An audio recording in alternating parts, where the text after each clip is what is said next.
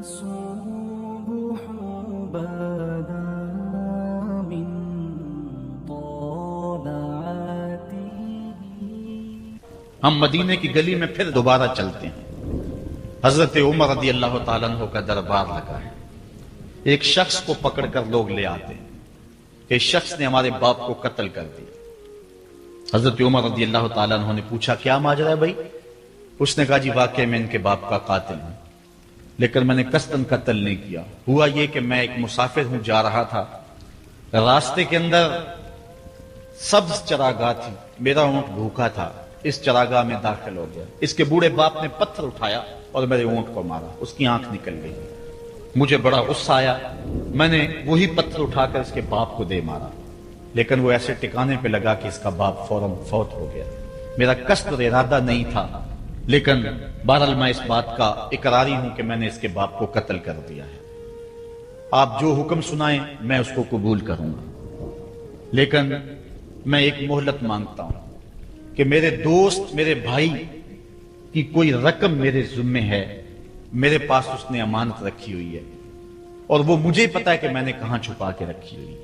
اگر آپ فیصلہ کر دیتے اور میری گردن کاٹ دی جاتی ہے تو وہ امانت جو میں نے رکھی ہوئی ہے سنبھال کر کے، میرے علاوہ کوئی جانتا بھی نہیں ہے، تو وہ اس تک کون پہنچائے گا؟ اگر آپ مجھے 3 دن کی مہلت دے دیں تو میں جا کر کے اس کی امانت اس کو واپس کر کے پھر واپس آؤں گا. پھر یہ پھندا پھانسی کا میں اپنے گلے میں ڈلوانے کے لیے تیار ہوں. حضرت عمر رضی اللہ تعالیٰ عنہ نے فرمایا کہ کوئی شخص تیری ضمانت دے دے تو ہم تجھے چھٹی دینے کے لیے تیار ہیں. اس نے دائیں بائیں دیکھا، پورے مدینے میں اس کا کوئی شناسہ ہی نہیں تھا، واقف ہی نہیں تھا، ایک اجنبی شخص تھا. حضرت ابو ذر غفاری کھڑے ہو گئے، کہا حضرت عمر میں اس کی ضمانت دیتا ہوں. ضمانت دے دی گئی، وہ چلا گیا. تیسرے دن وعدے کا جو وقت تھا، لوگ جمع ہو گئے، دربار لگ گئے، ابھی تک آنے والا نہیں آیا. لوگوں نے کہا ابو ذر تو نے غلطی کی ہے، ایک اجنبی کی ضمانت دی اور ابھی تک وہ نہیں آیا. اور میاں صاحب فرماتے ہیں ایک بار جو پھائیں اڑ جاندے اور پھر کدی نہ پھنس دینے. ظاہر ہے وہ چلا گیا، واپس تو نہیں پلٹ کے آئے گا، اسے پتا ہے کہ آگے سیدھی سیدھی میری موت ہے، تو تم نے یہ کیا غلطی کی؟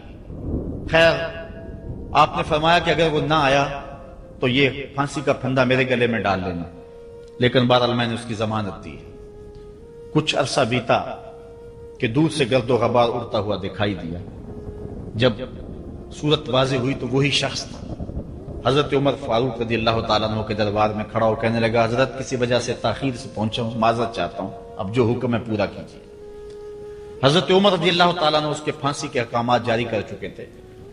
آپ نے فرمایا کہ ابو ذر یہ بتا کہ تو نے اس کی ضمانت کیسے دی جب تو اسے جانتا نہیں تھا؟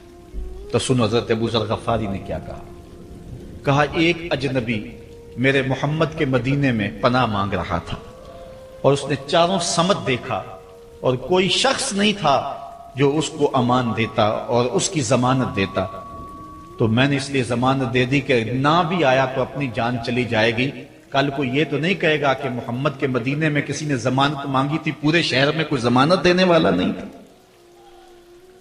اس کو کہا کہ انہوں نے تو ضمانت دے دی، میاں اب تو بتا کہ تو چلا گیا تھا، تجھے جانتا کوئی نہیں تھا، نہ پلٹ کے آتا تو تجھے کوئی پوچھنے والا نہیں تھا، تو تو نے یہ دوبارہ موت کے منہ میں کیوں اپنا سر رکھا ہے؟ تو اس نے کہا کہ میں نے کہا کہ ایک اجنبی کی ضمانت ایسے شخص نے دی ہے جو مجھے جانتا بھی نہیں ہے، اور اگر میں نہ گیا تو لوگ قیامت تک اجنبیوں پر بھروسہ نہیں کریں گے کہ اجنبی یوں سلوک کیا کرتے ہیں. تو حضرت عمر رضی اللہ تعالیٰ عنہ اس کے پھانسی کے احکام جاری کیے. تو جن کے باپ کو قتل کیا تھا وہ بیٹے کھڑے ہو گئے، کہنے لگے تاریخ کی کالک ہم اپنے منہ پہ ملیں گے، ہم بھی اپنے باپ کے قاتل کو معاف کر دیتے ہیں. یہ ہماری تاریخ ہے، یہ ہماری کہانی ہے. لیکن آج ہم کس جگہ پہ کھڑے ہیں اور کیا ہماری صورتحال ہے؟ نہ ہمارا کردار رہا اور نہ ہمارا کوئی تشخص رہا. آج ہم نے اپنا تشخص بھی مٹا کے رکھ دیا. ایک عورت ہے مسجد نبوی میں نماز پڑھنے جاتی ہے. یہ حضرت عمر کے دور خلافت کی کہانی ہے. تو ایک نوجوان راستہ روک کے کھڑا ہو جاتا ہے۔ ایک دن اس عورت نے رک کر کے کہا کہ میں کتنے دنوں سے دیکھ رہی ہوں کہ تم میرے راستے میں مزاحم ہوتے ہو، کیا ماجرا ہے؟ اس نے کھل کے بات کی کہ میں تیرا چاہنے والا ہوں اور تجھے حاصل کرنا میری زندگی کی معراج ہے، اور تیرے لیے آسمان سے تارے بھی توڑنے پڑے تو گریز نہیں کروں گا۔ اس نے کہا اچھا، میری ایک شرط ہے۔ اس نے کہا بتاؤ، جلدی بتاؤ، لب کھولو، میں ابھی پوری کر دوں گا۔ کہا نہیں، چھوٹی سی بات ہے، 40 دن تک حضرت عمر کے پیچھے نمازیں پڑھ لو، اس کے بعد 40ویں دن کی آخری نماز کے بعد اسی وقت میں تمہارا انتظار کروں گی، پھر جدھر کہو گے چل پڑیں گے۔ کہا ٹھیک، یہ کون سی مشکل بات ہوئی 40 دن نمازیں پڑھنے سے؟ اگر تو مل جائے تو میرے لیے کون سا یہ مشکل معاملہ ہے۔ 40 دن حضرت عمر کے پیچھے نمازیں چلتی رہی، دل کی دنیا تبدیل ہوتی رہی۔ 40ویں دن کی آخری نماز کے بعد جب وہ نوجوان واپس پلٹنے لگا تو وہ لڑکی حسب وعدہ وہاں کھڑی تھی، لیکن اس نے دیکھا نہیں یہ نظر جھکا کے گزر رہا ہے۔ اس نے کہا جانے والے توجہ کر، میں تیرے لیے کھڑی ہوں۔ کہا خیر سے کھڑی رہو۔ عمر نے دل کا تعلق رب سے جوڑ دیا۔ اگر میرے پیچھے ایک بندہ 40 سال نماز پڑھتا رہے اور اس میں تبدیلی پیدا نہ ہو تو پھر مجھے شرم آنی چاہیے کہ نہیں آنی چاہیے؟ یار یہ تو میں ایک امام کی بات سنائی ہے، آؤ تمہیں دلی کے ایک مانگت کی کہانی سناؤں۔ دلی کی جامعہ مسجد کی سیڑھیوں پہ ایک مانگنے والا بیٹھا ہوا ہے۔ ایک بہت بڑا انگریز افسر مسجد کی وزٹ کے لیے آیا، اس نے ہاتھ پھیلا دیا، اس نے اپنی جیب سے پرس نکال کر کے چند روپے اس کی جیب میں رکھے، دوبارہ جب پرس ڈالنے لگا تو پرس گر گیا۔ اس مانگنے والے نے وہ پرس اٹھا کے سنبھال لیا۔ خیر کچھ وقت گزرا، 1 سال کے بعد دوبارہ وہی افسر اس مسجد کی زیارت کے لیے، مسجد کو دیکھنے کے لیے، سیر کے لیے دوبارہ آیا تو فقیر نے پہچان لیا کہ یہ وہی ہے۔ اس نے کہا بابو جان ذرا 2 لمحوں کے لیے رکنا۔ کہا کیا ماجرا ہے؟ کہا بس 2 لمحوں کے لیے۔ دوڑ کے گیا، اپنی کٹیا سے وہ پرس نکال کے لے آیا اور اس کے ہاتھ میں کہا کہ پچھلے سال آپ آئے تھے، آپ کا یہ پرس گر گیا تھا آپ کی جیب سے، میں ڈھونڈتا رہا لیکن آپ نہیں مل پائے، میں نے سنبھال کے رکھا تھا کہ شاید دوبارہ کبھی ملیں تو میں ان کو دے دوں گا۔ اس کی آنکھیں پھٹی کی پھٹی رہ گئی۔ اس نے کہا جو ٹگا ٹگا مانگ رہا ہے، اتنا قیمتی پرس اور اس میں اتنی رقم، وہ آسودہ زندگی گزار سکتا تھا تو یہ پرس واپس کیوں کر رہا ہے؟ اس نے کہا مانگنے کی بات اور ہے لیکن یہاں ماجرا اور ہے۔ اس نے کہا کیا ماجرا ہے؟ اس نے کہا کہ اگر تیرا پرس میں سنبھال لیتا، رکھ لیتا، کام آ جاتا، 4 دن کی زندگی عیش سے گزر جاتی، لیکن مسئلہ یہ نہیں ہے، مسئلہ یہ ہے تو عیسائی ہے اور میں حضور کا غلام ہوں۔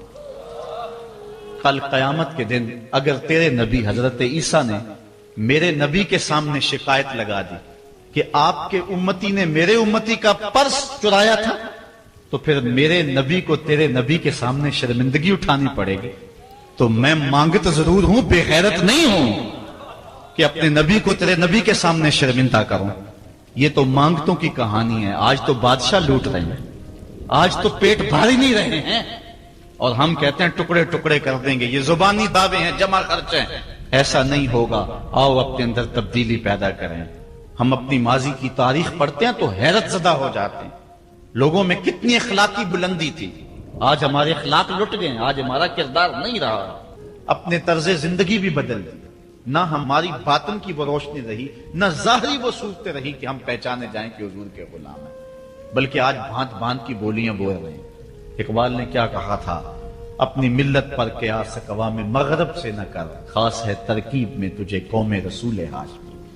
بلکہ آج فیشن کے طور پہ یہ کہا جاتا ہے جی آج کل دین پہ چلنا بڑا مشکل ہے، یہ آپ بھی سنتے ہوں گے، لوگ کہتے ہیں جی آج کل دین پہ چلنا بڑا مشکل ہے۔ یہ کون کہہ رہا ہے؟ جو مسجد میں آتا ہے تو موسم کے مطابق گرم اور سرد پانی دستیاب ہے، اس کے لیے ماحول ہے، اس کے لیے خوبصورت قالین بچھے ہوئے ہیں، مخملی مصلے رکھے ہوئے ہیں، جو نرم اور گداز مصلوں پہ پیشانی رکھ کر کے سجدہ کرتا ہے، وہ بطور فیشن کہہ رہا ہے جی آج کل دین پہ چلنا بڑا مشکل ہے۔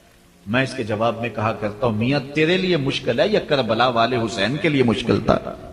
انہوں نے تو نہیں کہا کہ دین پہ چلنا مشکل ہے، تیرے لیے مشکل ہے دین پہ چلنا، یا حضرت بلال حبشی کے لیے مشکل تھا، جنہوں نے تپتی ہوئی ریت پہ سجدے کیے، گلے میں رسا ڈال کر کے گھسیٹا گیا، اور انہیں پاؤں میں زنجیریں ڈال کر کے مکے میں کھینچا گیا، ہاتھوں اور پاؤں میں میخیں ٹھونک دی گئی، چکی پسرائی گئی، لیکن بلال ہیں کہ آگے مسکرا رہے ہیں۔ کسی نے گزرتے ہوئے کہا بلال عجیب تماشا ہے، عجیب کہانی ہے کہ وہ تمہیں مار رہے ہیں اور تم آگے سے مسکرا رہے ہو۔ تو سنو حضرت بلال نے کیا جواب دیا۔ حضرت بلال فرمانے لگے میاں تم جاؤ نا بازار میں مٹی کا برتن بھی خریدنے، تو اس کو بھی ٹھونک بجا کے دیکھتے ہو کہیں کچا تو نہیں ہے، اس کی آواز تو خراب نہیں ہے۔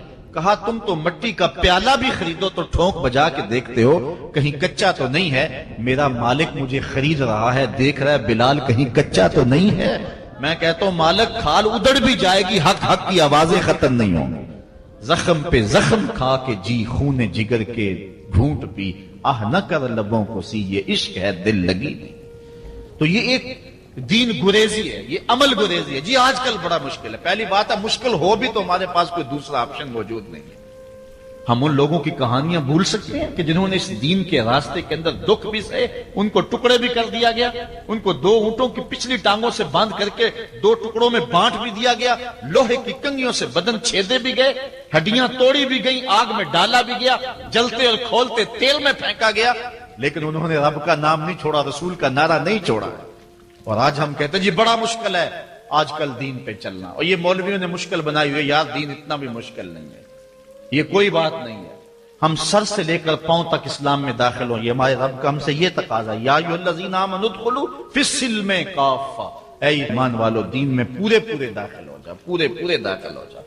تمہاری وضاحت، انداز زندگی، طرز معاشرت یہ بتائے کہ تم حضور کے غلام ہو۔ جو غیروں کے طرز زندگی کو اپنا رہا ہے اور ان کو جو ہے وہ پسند کر رہا ہے، وہ سوچے اپنے اندر اترے اور مت کسی کے دھوکے میں رہے۔ میں کہتا ہوں آج اگر کوئی یہ میٹرک پڑھے لڑکے بھی یہ سکول کھول لیتے ہیں گلی میں محلے میں، 200 بچے لے کر کے بیٹھ جاتے ہیں اور ان کو بھی ایک باقاعدہ یونیفارم دیتے ہیں، اس طرح کی ٹائی ہوگی، اس طرح کی شرٹ ہوگی، اس طرح کے بوٹ ہوں گے، گرمیوں میں اس طرح کا لباس ہوگا، سردیوں میں اس طرح کا لباس ہوگا۔ کبھی کسی نے نہیں کہا کہ یہ کیا قدغن لگاتے ہو، جس طرح کا بچہ لباس پہننا چاہے اس کو آزادی ہونی چاہیے، یہ کیا تم نے ایک خاص لباس متعین کر دی ہے؟ کہتے ہیں جی ان کا نظام ہے نا، ایک سکول ہے اور یونیفارم ہے اس کا، یار ایک پرائمری سکول کا بھی یونیفارم ہوتا ہے، تو کیا محمد عربی کے دین کا کوئی یونیفارم نہیں ہے؟ حضور علیہ الصلوۃ والسلام کی زندگی، حضور علیہ الصلوۃ والسلام کے شب و روز اور حضور علیہ الصلوۃ والسلام کا انداز معاشرت، حضور کی وضاحت، حضور کا لباس، یہ اپناؤ اور یہی زندگی کا حسن ہے۔ اسلام کے حوالے سے معذرت خواہانہ رویہ ترک کر دینا چاہیے ہمیں۔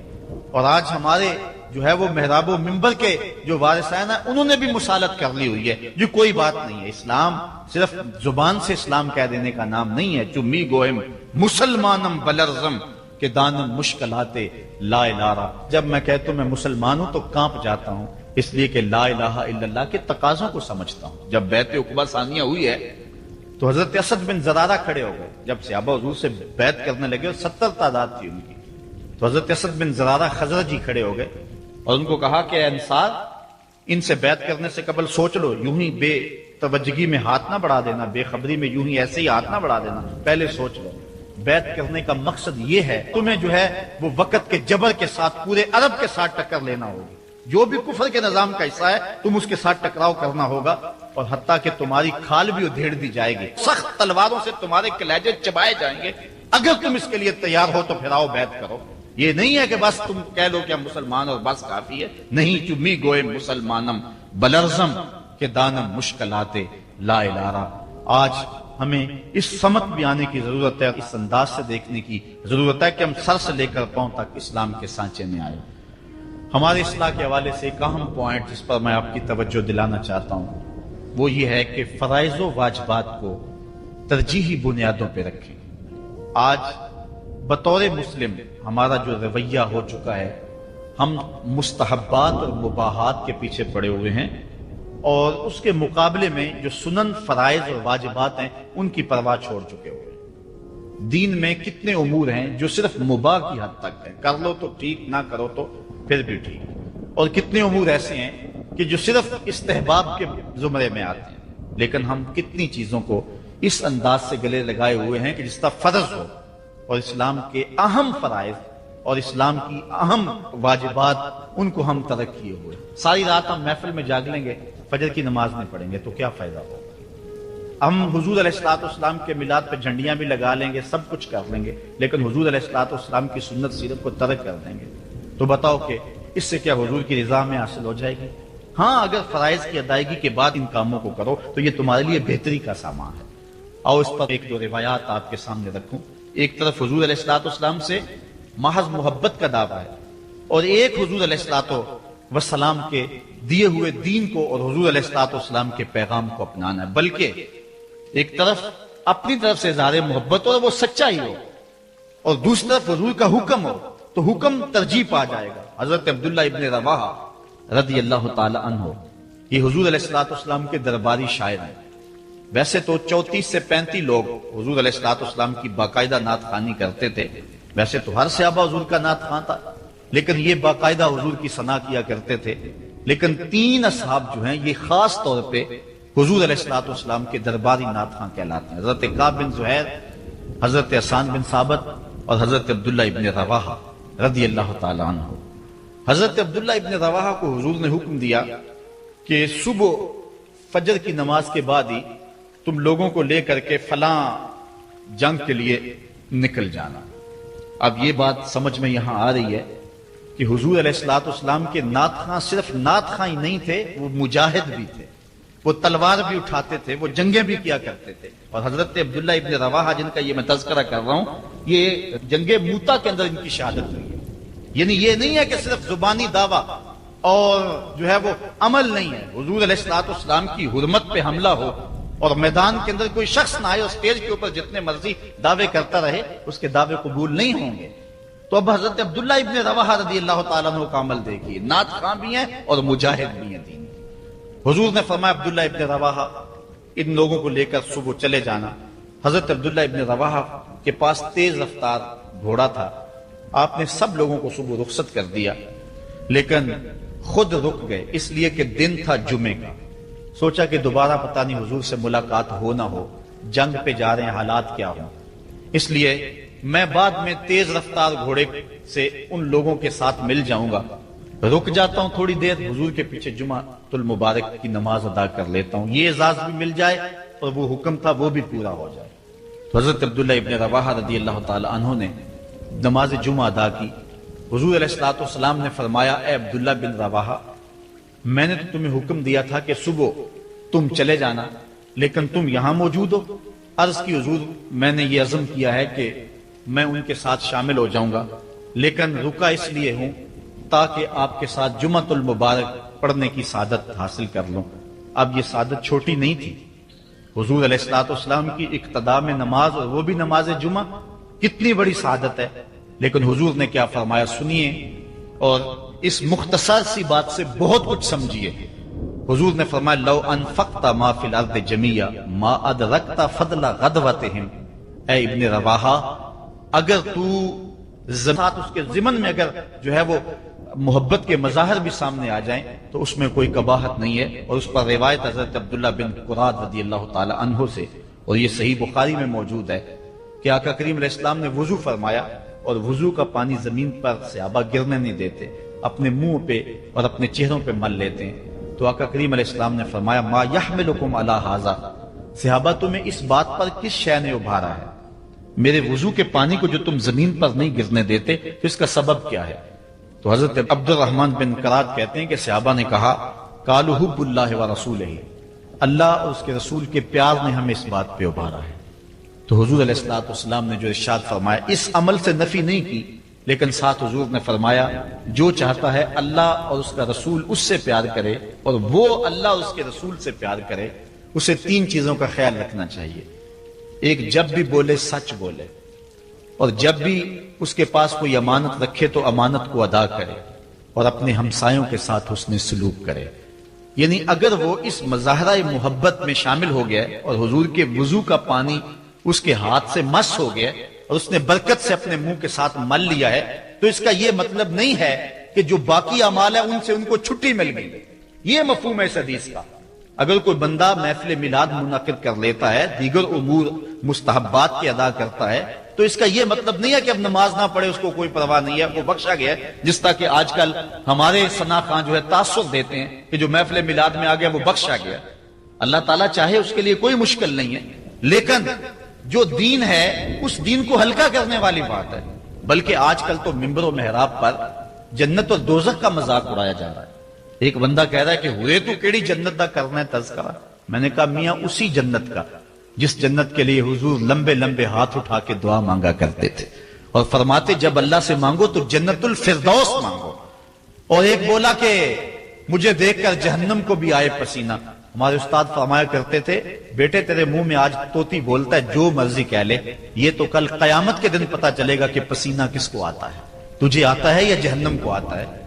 ایک بولا کہ قبر دا خوف دے دے کہ لوکی مینوں ڈرانے نے۔ لوگ کون ہے ڈرانے والے؟ تبشیر اور تنذیر یہ نبی کا منصب ہے، نبی کی شان ہے، مبشر اور نذیر یہ نبی کی شانیں ہیں۔ حضور نے ڈرایا بھی ہے، حضور نے بشارت بھی دی ہے، لیکن اس بات کا منبر پہ بیٹھ کر کے تمسخر اڑایا جا رہا ہے اور لوگوں کو بے عملی کی طرف لے جایا جا رہا ہے۔ اس لیے آپ اس بات پہ غور کریں، اس بات پہ توجہ کریں۔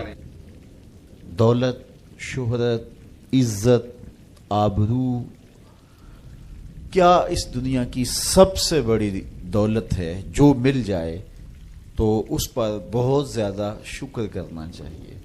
تو آئیے قرآن کھولیے، سورہ المومنون ہے، ارشاد فرمایا قد افلح المؤمنون، فلاح انہوں نے پائی جنہیں ایمان نصیب ہوا۔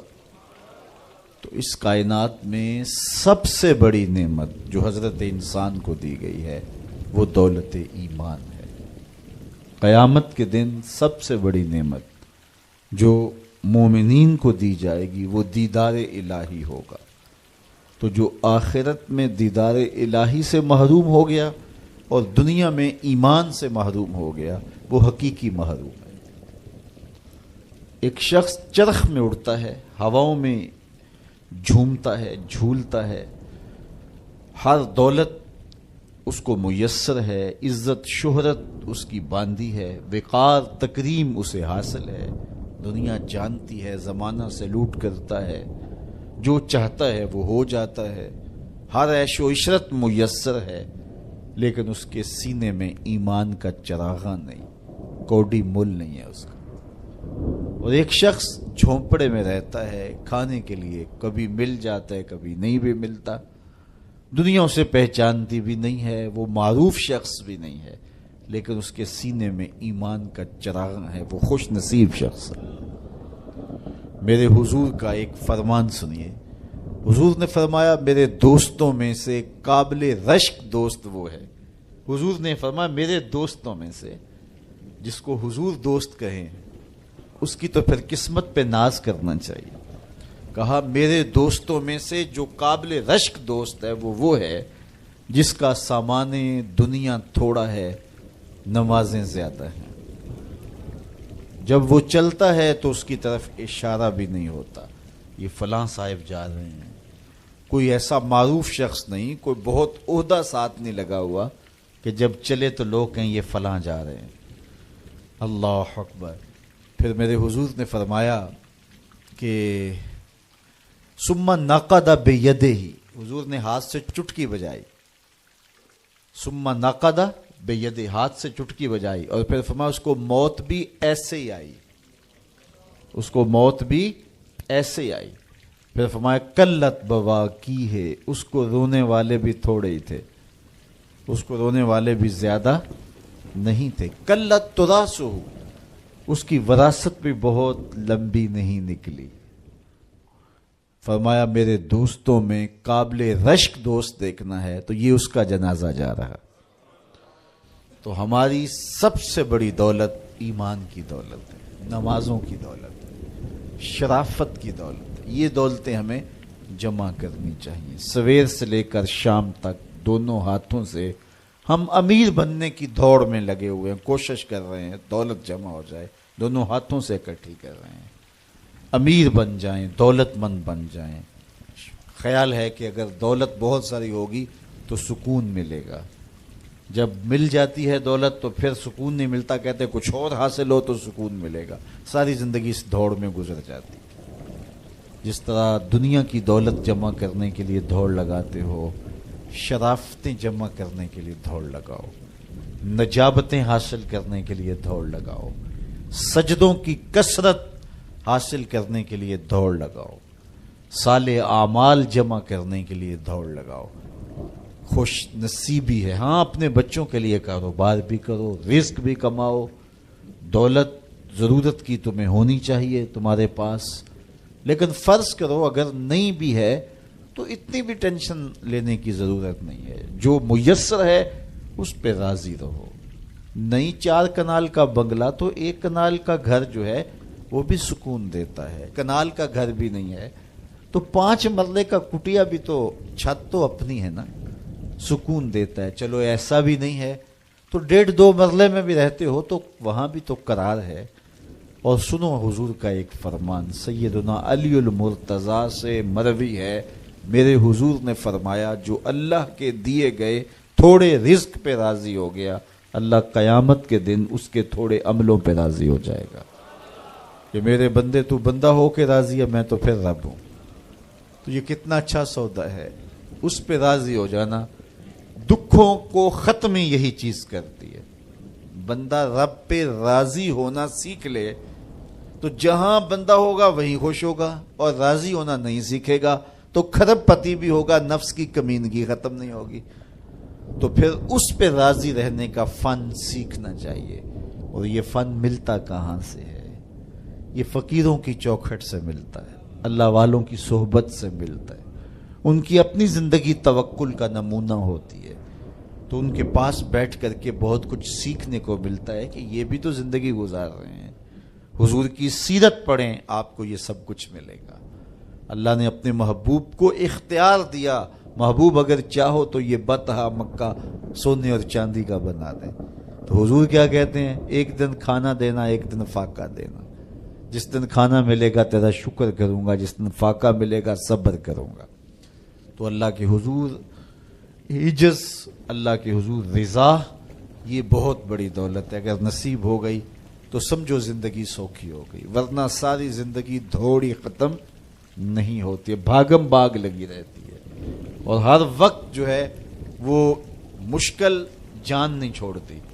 لیکن جو اس پہ راضی رہنے کا فن سیکھ جاتا ہے تو وہی باکمال شخص ہوتا ہے، اور اسے ہی طمانیت کی زندگی ملتی ہے، اور اسے ہی قرار کا سودا نصیب ہوتا ہے۔ شاہ جہاں راوی کے کنارے ٹہل رہا تھا تو اس نے دیکھا کہ وہاں ایک فقیر ریت پہ سویا ہے، تو اس نے اس کو کہا کہ بابا زندگی کیسی گزر رہی ہے؟ اس نے دیکھا اور مسکراتے ہوئے کہا کچھ تو تیرے جیسی گزر رہی ہے، کچھ تیرے سے بہتر بھی گزر رہی ہے۔ تو بادشاہ کو بڑی حیرت ہوئی، اس نے سمجھا یہ مجھے پہچانا نہیں، فقیر کو کیا پتا ہے شہنشاہ کیا ہوتے ہیں۔ اس نے کہا تم مجھے پہچانا نہیں؟ کہا تم شاہ جہاں ہو نا، بر صغیر کے بادشاہ ہی ہو نا؟ کہا ہاں ہاں، تو پھر تم نے کیسے کہہ دیا کہ کچھ تیرے جیسی کچھ تیرے سے بہتر؟ میرے جیسی زندگی کا تصور نہیں ہو سکتا، اور تم بہتر کی بات کر رہے ہو۔ محلات کی زندگی دیکھی ہے تم نے؟ شاہی خدمت گزاروں کے رنگ دیکھے ہیں؟ آبنوسی جو ہے وہ پنکھیوں پر خادماؤں کے انداز دیکھے ہیں؟ تمہیں کیا پتا کہ شاہی زندگی کیسے ہوتی ہے؟ کہا بادشاہ جب رات پڑتی ہے اور تو مخملی اور خوبصورت بستروں پہ سوتا ہے، پھولوں کی لگی ہوئی سیج پہ لیٹتا ہے، میں اس ریت پہ سو جاتا ہوں، اور جب نیند آ جاتی ہے تمہیں بھی خبر نہیں ہوتی کہاں پڑا ہوں، خبر مجھے بھی نہیں ہوتی، اس وقت میری اور تمہاری زندگی ایک جیسی گزر رہی ہوتی ہے۔ تو کہا میرے سے بہتر؟ کہا جب سحری کا وقت ہوتا ہے تم سو رہے ہوتے ہو، میں اٹھ کے اس سے لو لگا دیتا ہوں، یہ میرا وقت تیرے سے بہتر گزر رہا ہوتا ہے۔ تو جب انسان اس پہ راضی ہو جائے تو پھر اس کو زندگی گزارنے کا مزہ آتا ہے۔ بات لمبی نہ ہو تو سب سے قیمتی اثاثہ جو ہمیں دیا گیا ہے وہ ایمان ہے۔ اللہ تعالیٰ کا شکر ہے، ہم بڑے غریب ہوں گے، ہم میں سے بہت سارے لوگ مقروض بھی ہوں گے، بہت سارے لوگ ایسے ہوں گے جن کا ذاتی گھر نہیں ہوگا، کرائے پہ رہتے ہوں گے، بہت سارے لوگوں کے کندھوں پر بیٹیوں کی شادیوں کا بوجھ بھی پڑا ہوگا کہ اتنی بڑی ذمہ داریاں ہیں، میں نے ان کو نبھانا ہے، بہت سارے لوگ کاروباری پیچیدگیوں میں پھنسے ہوں گے، بہت سارے لوگ بیماریوں میں مبتلا ہوں گے، آپ میں سے بہت سارے لوگ مقدمات کی مشکلات میں بھی ہوں گے، دیگر دکھوں میں ہوں گے، اپنوں بیگانوں کی بے وفائیوں کے صدمے بھی ہوں گے، داغ بھی ہوں گے، بہت کچھ ہوگا، لیکن یہ ساری پریشانیاں ایک طرف، اس بات کا شکر ادا کیجئے اللہ نے ہمیں ایمان کا نور عطا فرمایا، ہمارے سینے ایمان کے نور سے خالی نہیں ہیں۔ میرے والد گرامی اللہ ان کی قبر پہ کروڑوں رحمتوں کا نزول کرے، ایک شعر جھوم کے پڑھا کرتے تھے، محمد جان جانا ہے پیغمبر ہو تو ایسا ہو، رسولوں کی بشارت سے مبشر ہو تو ایسا ہو، امر توقیر کا سب کو موقر ہو تو ایسا ہو، کیا ہم کو غلام ان کا مقدر ہو تو ایسا ہو۔ تو یہ ہمارے بخت کہ ہمیں حضور کا غلام ہونے کی سعادت بخشی گئی۔ قد افلح المؤمنون، فلاح انہوں نے پائی جو اہل ایمان ہیں۔ الذین هم فی صلاتہم خاشعون، یہ وہ خوش نصیب لوگ ہیں جو نماز میں خشوع کرتے ہیں، گڑ گڑاتے ہیں، اللہ کے حضور عاجزی کرتے ہیں، ان کی آنکھیں آنسوؤں کا خراج دیتی، عجز کرتے ہیں اس کے حضور۔ یہ سعادت مندی ہے نماز میں خشوع نصیب ہو جانا۔ میرے حضور نے ارشاد فرمایا، جب حضرت جبریل حضور کے پاس آئے اور حضور کی خدمت میں ادب سے بیٹھ گئے تو انہوں نے کچھ سوال پوچھے، تو ان سوالوں میں سے ایک سوال یہ تھا کہ حضور مجھے احسان کے بارے میں خبر دیجیے۔ تو آقا کریم نے ارشاد فرمایا کہ تو اپنے رب کی عبادت اس طرح کرے کہ تو اسے دیکھتا ہے، اور اگر یہ کیفیت پیدا نہیں ہوتی تو کم از کم یہ کیفیت پیدا ہو کہ وہ تمہیں دیکھ رہا ہے۔ تو جب یہ تصور ہوتا ہے کہ وہ ہمیں دیکھ رہا ہے تو پھر حرکات و سکانات مرتب ہو جاتی ہیں۔ ہم جاتے ہیں نا کسی جگہ پہ تو وہ کہتے ہیں جناب آپ لائیو جا رہے ہیں، تو پھر کپڑے سوار کے بیٹھ جاتے ہیں، اعضاء کا جو ہے وہ نظم قائم رکھتے ہیں کہ اتنے لوگ دیکھ رہے ہیں تو ہم اپنی حرکات و سکانات کو مرتب رکھیں، منظم رکھیں۔ تو جب لوگ دیکھ رہے ہیں تو حرکتیں منظم ہونی چاہیے، تو جب رب دیکھ رہا ہو تو پھر دل کی دھڑکن بھی بے ترتیب نہ ہونے پائے، پھر وسواس، خیالات، کیا کچھ جو انسان کی زندگی کو برباد کرتے ہیں ان سے کنارہ کشی ہو، اور اس تصور میں ڈوب جائے کہ میرا رب مجھے دیکھ رہا ہے۔ یار کسی کی ماں اس کو پیار سے دیکھ رہی ہو تو پھر وہ نشہ نہیں اترتا، باپ دیکھ رہا ہو پیار سے تو وہ اپنا رنگ ہوتا ہے، استاد شفقت سے دیکھ رہا ہو، مرشد دیکھ رہا ہو کسی کو تو پھر وہ نشہ نہیں جاتا، تو کیا تصور میں بندہ ڈوب جائے کہ میرا رب مجھے دیکھ رہا ہے۔ تو جب رب شفقت سے، محبت سے بندے کو دیکھ رہا ہے تو پھر اس کی نماز میں کیوں لذت پیدا نہیں ہوگی، کیوں سرور پیدا نہیں ہوگا، کیوں کیفیات کا جہاں آباد نہیں ہوگا۔ تو فرمایا کہ وہ پھر خشوع کرتے ہیں، گڑ گڑاتے ہیں، روتے ہیں، عجز و انکساری کرتے ہیں۔ ان کی نمازیں پھر کس انہماک کے ساتھ، کس محبت کے ساتھ، کس پیار کے ساتھ ادا ہوتی ہیں، ان کے سجدوں کی کیفیت کیا ہوتی ہے۔ ایک روایت میں آتا ہے بندے کو پتہ چل جائے سجدے میں جو اس پر رحمتیں اترتی ہیں تو وہ سجدے سے سر ہی نہ اٹھائے، اتنی رحمتیں اس کے اوپر نازل ہو رہی ہوتی ہیں۔ تو وہ اپنی نمازوں میں خشوع کرتے ہیں، للہیت کے ساتھ، خلوص کے ساتھ، عجز و انکساری کے ساتھ، گڑ گڑاتے ہوئے، روتے ہوئے۔ اللہ اکبر۔ حضور علیہ الصلوۃ والسلام جب نماز پڑھتے تھے تو ایسے لگتا تھا جس طرح حضور کے سینے میں ہنڈیا پک رہی ہے، اس طرح حضور علیہ الصلوۃ والسلام کا جو سینہ اطہر خوف خدا سے، خشیت الہی سے جو ہے وہ اس طرح حضور کے سینے کی کیفیت تھی، ہنڈیا کے ابلنے کی جس طرح آواز ہوتی ہے۔ اللہ اکبر۔ والذین هم عن اللغو معرضون، اور ان خوش نصیب لوگوں کی کہانی یہ ہے کہ بیہودہ بات کی طرف التفات نہیں کرتے، ان کی زندگی مقصدیت کے نور سے مالا مال ہوتی ہے۔ یہ بات کی، ادھر کی اڑا دی، چائے والے کھوکھے پہ بیٹھے 3 گھنٹے گزار دیے، حمام پہ بیٹھے 2 گھنٹے گزار دیے، فضولیات پہ بحث کرتے رہے، ان کی زندگی اتنی فضول ہوتی ہے کہ وہ بیہودہ کاموں پہ وقت لگا دیں. وقت تو سب سے قیمتی اثاثہ ہے. قیمتی اثاثہ، سب سے قیمتی کمائی. انسان یوں تو نہیں اڑاتا. تو سب سے قیمتی اثاثہ جو ہمیں دیا گیا وہ وقت. امام شافعی فرماتے ہیں میں نے فقیروں سے 2 باتیں ایسی سیکھی ہیں جنہوں نے مجھے بڑا نفع دیا ہے. چونکہ جو اہل اللہ کی باتیں ہوتی ہیں وہ باتوں کی امام ہوتی ہیں، چونکہ ان کے مشاہدات کا نچوڑ ہوتا ہے. حضرت امام احمد بن حنبل حضرت بشر حافی کے پیچھے دوڑتے تھے تو کسی نے ان کو کہا کہ آپ اتنے بڑے عالم ہیں تو اس فقیر سے کیا تلاش کرتے ہیں؟ تو امام احمد بن حنبل فرمانے لگے کہ احمد بن حنبل جس رب کو مانتا ہے بشر حافی اس رب کو جانتا بھی ہے. تو ان سے بڑی باتیں ملتی ہیں ہمیں. تو کہا فقیروں کی 2 باتوں نے مجھے بڑا ہی فائدہ دیا. ان میں سے ایک بات یہ، الوقت سیف قاطع، وقت کاٹ دینے والی تلوار ہے. اگر وقت کو تم نہیں کاٹو گے تو وقت تمہیں کاٹ دے گا. کہا اس بات نے مجھے بڑا نفع دیا اور میرا وقت بچایا، ورنہ ہمارا کتنا وقت برباد ہو جاتا ہے. کس نے کتنے سکور کیے جی، کس نے کتنے جو ہے وہ آؤٹ کیے، اور کون کس میچ میں کتنے جو ہے اس نے سکور بنائے، اس پہ میں نے دیکھا 2-2 گھنٹے لوگ بات کر لیتے ہیں. اتنا وقت لوگوں کے پاس ہوتا ہے. مقصد کیا ہے اس کا، مدعا کیا ہے؟ ٹیلی ویژن پہ ٹاک شوز چل رہے ہوتے ہیں ایسے موضوعات پہ. تو حیرت ہوتی ہے کہ اتنا قیمتی وقت اور ہم بحثیت قوم کھڑے کہاں اس وقت دنیا میں، اور ہمارے پاس اتنا زائد وقت ہے کہ ہم کن امور پہ بحث کر رہے ہیں.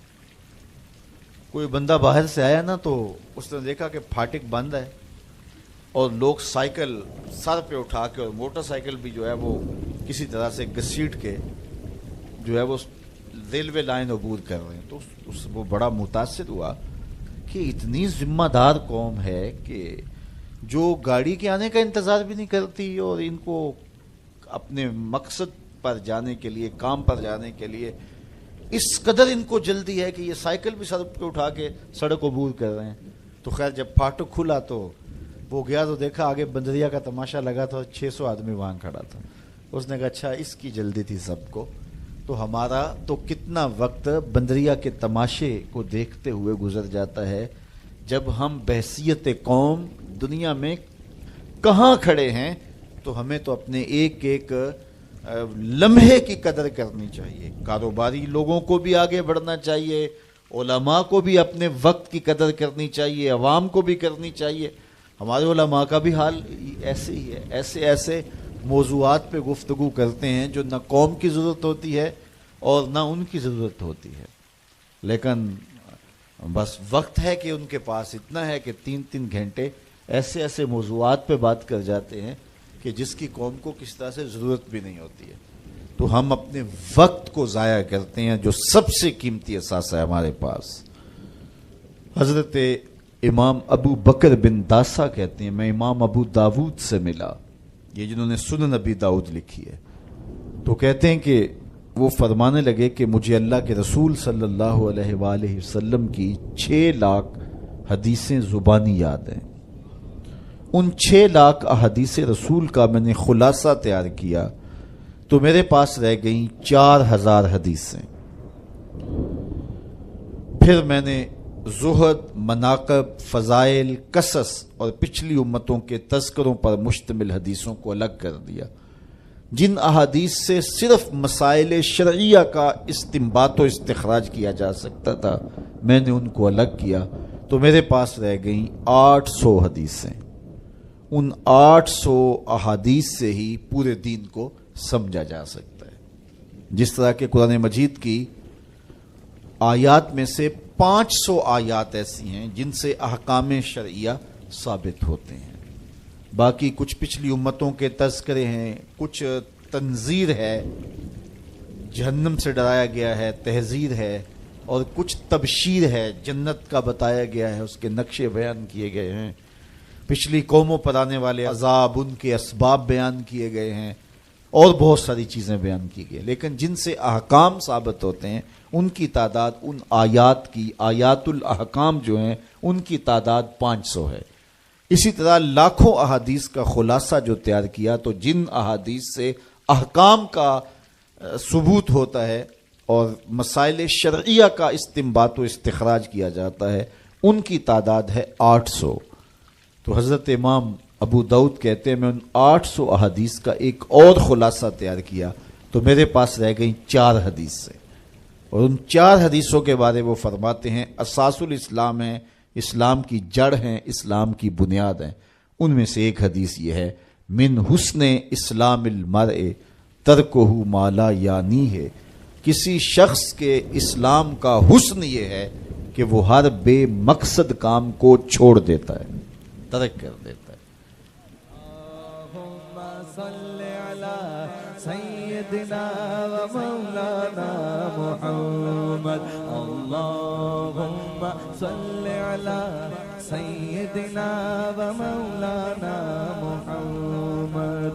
اللہ کے شیر ہے در کرار پر درود، اللہ کے شیر ہے در کرار پر درود، اللہ کے شیر ہے در کرار پر درود۔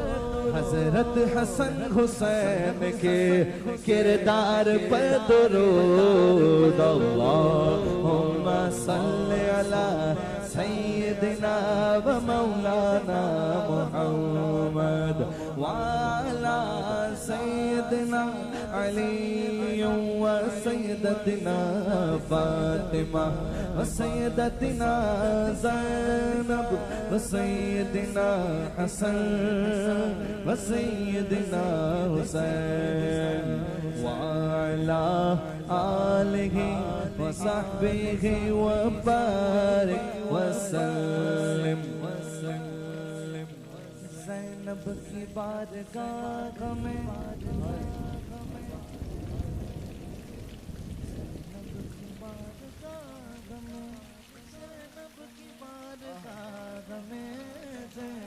کی بارگاہ میں سلام نیاز ہے، زینب کی بارگاہ میں سلام نیاز ہے، جو مرتضیٰ کی لاڈلی زہرا کا ناز ہے۔